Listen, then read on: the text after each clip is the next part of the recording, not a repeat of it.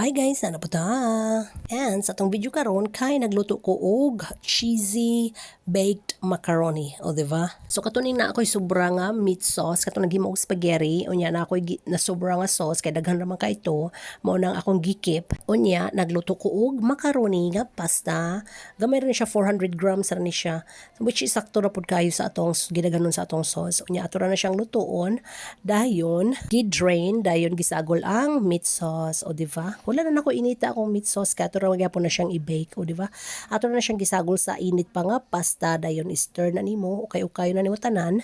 Dayon ato na ibutang sa ato ang baking dish kay ato na siyang i-bake, o di ba? Before na to i-bake kay ato sa na siyang butangan og toppings, o di ba?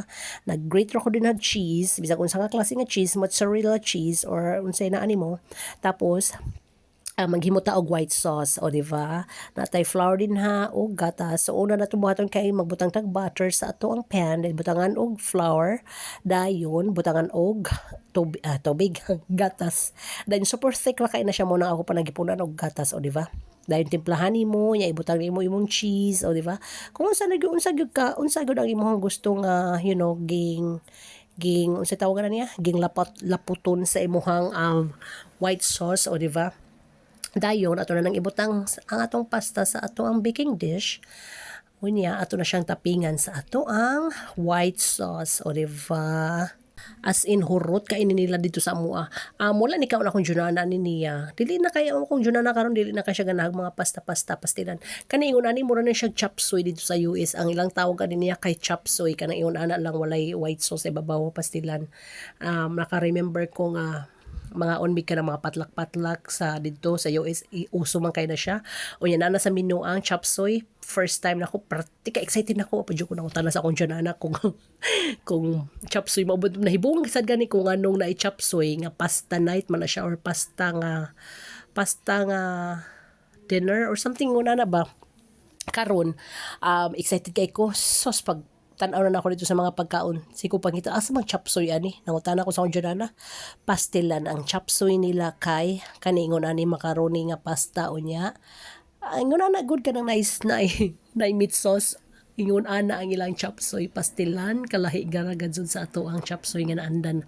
But anyways, mo na siya akong storya nga di na ako makalimtan dito pastilan, as in. So anyways, kani siya kay ako na ning gitapping ang ato ang white sauce. Unya ako pag yun na siyang gibutangan pag yun og more nga cheese. Unya ato siyang i-bake, o di ba? Daghan man kay ni siya mo nang ako ni siyang nagkuha ra kog usa ka kauna nako, dayon ako ning gipakuha sa akong brother, akong gihatag dito sa mua, and hurot kay nila ganahan kay sila ani nila, o di ba? Ganahan kay sila.